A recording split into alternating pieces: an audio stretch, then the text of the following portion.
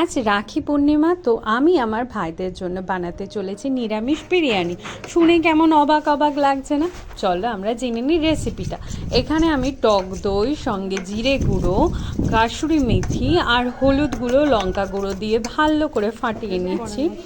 আর হচ্ছে এর মধ্যে দিয়ে দিচ্ছি, এখানে আছে চালমগজ বাটা, কাজু বাদা, আদা লঙ্কা বাটা আর পোস্ত দিয়ে ভালো করে মিক্সিতে পেস্ট করে নিয়ে এখানে আমি তেলের মধ্যে দিয়ে ভালো করে নাড়াচাড়া করে দিয়েছি।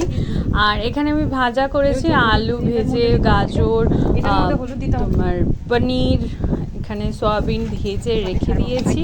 আর এইবার আমি একটু সামান্য হলুদ গুঁড়ো দিয়ে আবার একটু ভালো করে ফেটে নেবো। আমার এখানে হলুদ গুঁড়োটা খুবই সামান্য দেওয়া হয়ে গেছিলো। আর আমি এখানে ভালোভাবে ফেটে নিচ্ছি। এই ব্যাটারটা ভালো করে যত ফাটবে ততই ভালো। তো এবার আমি কড়াইতে দিয়ে দিচ্ছি। এবার আমরা ততক্ষণ নাড়তে থাকবো যতক্ষণ মশলা থেকে তেল ছেড়ে না দেবে। এটা কিন্তু খুব একটা ইম্পর্টেন্ট ব্যাপার। আমরা অনেক সময় কি করি, ফট করে জল ঢেলে দিই আর কাঁচা কাঁচা একটা গন্ধ থেকে যায়। তো মশলা থেকে যতক্ষণ না তেল ছাড়বে ততক্ষণ ধৈর্য সহকারে নাড়তে হবে।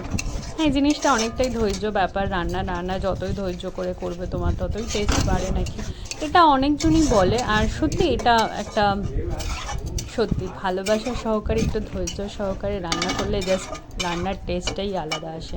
তো এখানে আমি সব সবজি টবজি দিয়ে ভালো করে নেড়ে চেড়ে নিয়ে এবার ফুটে এলে একটু ভালোভাবে ফুটে টক করে গরম হতে আমি এখানে এলাচ, তেজপাতা, লবঙ্গ সব কিছু দিয়ে জলের মধ্যে ছেড়ে দিয়েছি। তোমাদের যদি ধৈর্য থাকে এটা খুঁজে নেওয়ার, তো তোমরা জলের মধ্যে ছাড়তে পারো, আর না হলে পুঁটলি বেঁধে দিতে পারো। এখানে আমার বিরিয়ানি রেডি হয়ে গেছে।